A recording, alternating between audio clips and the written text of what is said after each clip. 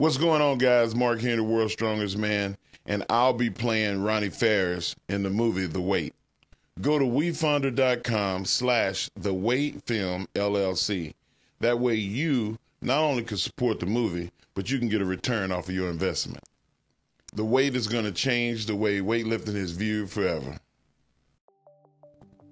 I was a 20-year-old virgin. My whole life was about lifting. And before 92 and before 96, I took a year of celibacy. I went and lived on an island with only 3 people on the island. Shit means something to me about the thing that makes everything else better. In 92, I went 6 for 6 at the Olympics and placed 10th.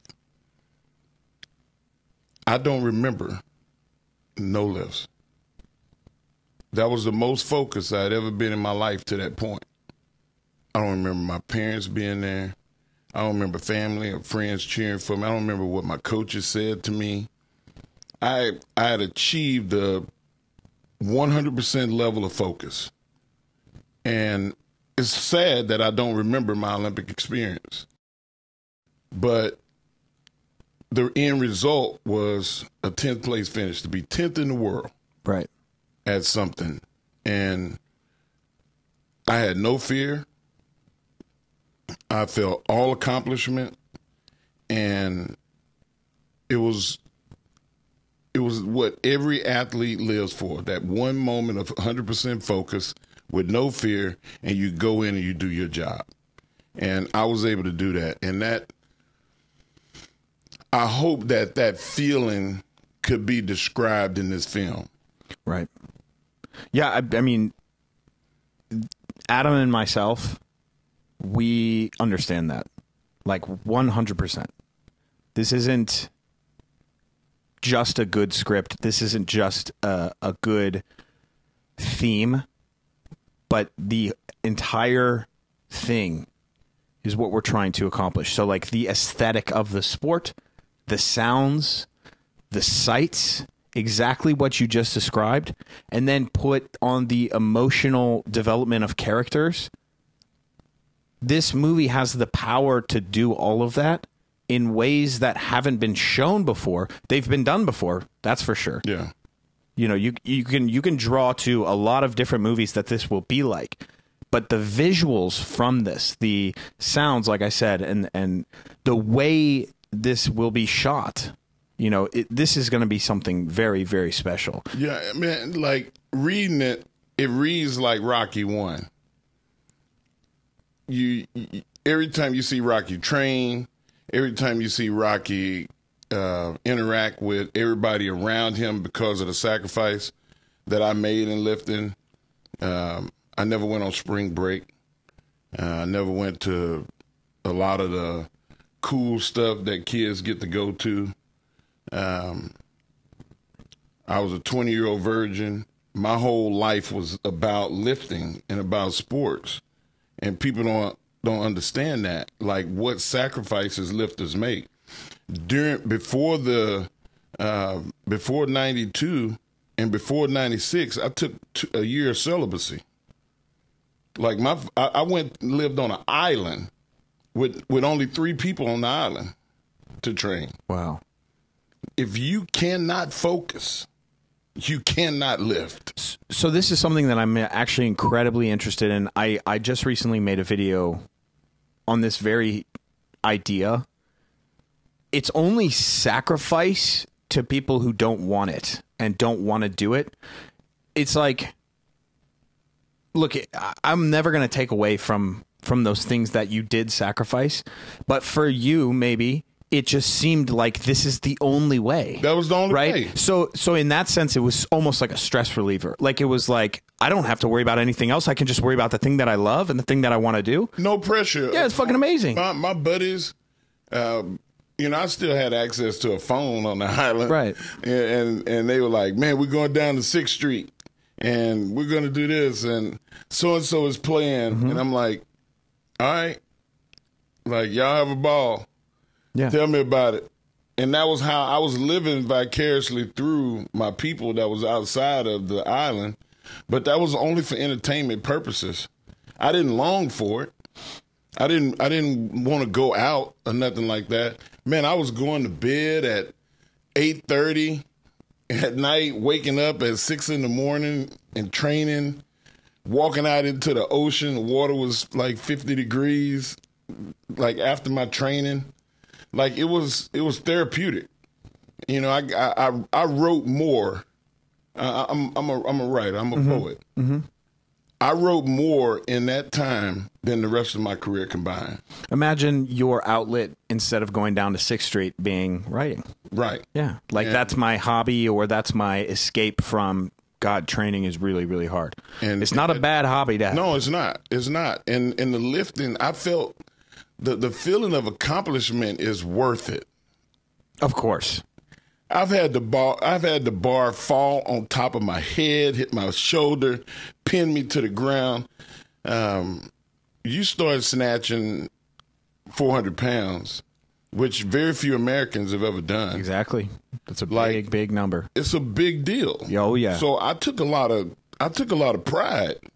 I wanted to be the best American lifter ever, and I'm going to be in that conversation every time. Mm-hmm. But man, there was other people that made that sacrifice, and I want the history of the lifters that came before me to be told as well. We have a fund set up. It's not a donation based thing. We've done that before, but we set up what's called a WeFunder. Took a long time, a lot of stuff in the back end, and what that allows for is people to put something into this movie to invest and potentially get something back out of it. And that's what we're hoping to accomplish. And adding you to the fray as well is, I can't think of a better person for this role. And I can't think of a better way to... You see, I get fired up. I get fired up real easy because I love it, man. Yeah. And I believe in it. And I know for a fact that everything that I say is going to come from my heart and my experience. And I've had success at every level. I've been blessed. I didn't pick the sports that would have paid you the most money. I picked what God made me to do, and I picked what I loved and what made me feel good. Lifting made me feel good. At the end of the day, I go to sleep every night knowing I did it the right way. I did the best that I could do, and that I influenced people. You said that you admired me from afar and you were motivated by my work. I've had people walk up to me and tell me, I wouldn't be here if it wasn't for you. I used to go to prisons and do lifting exhibitions. And I've had guys come back and say, hey, man, I was in jail in Huntsville prison when you came to the prison. He said, you know, I run a janitorial service now. He's like, I wouldn't have done that if it wasn't for me seeing you. That's the feeling, the emotion that I want people to get out of this movie. Shit means something to me. And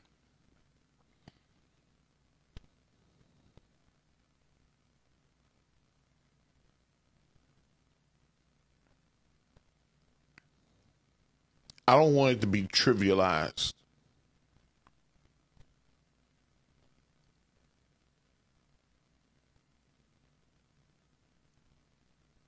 And I don't think it will be, because now we get to write the narrative. We get to tell the story about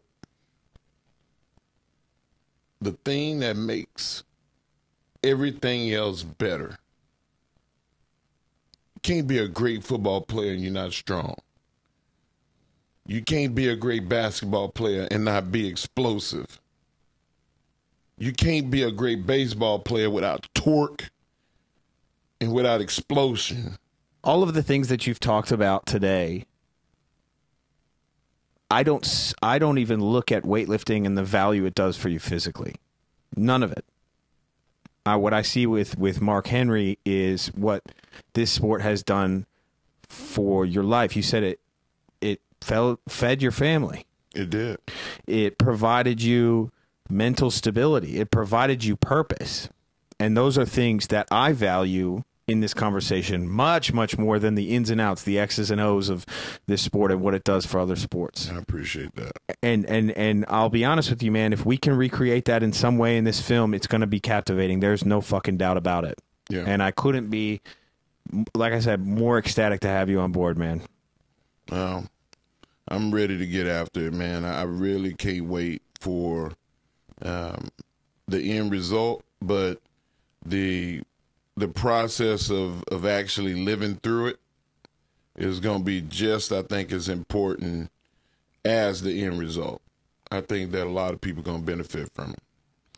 So I think we're going to end it there, but I want to test your grip strength. No, don't do it. Just a handshake. That's all I want. Give me what you got. The a little bit. This is the baby version. Don't break nothing. Oh, come on! I want it. No. Oh, that's that karate training. Gravel, man. The gravel, the twisting. All right, man. That's it. Thank you guys for watching and listening. I'll see you next time. I'm gonna wipe away the tears.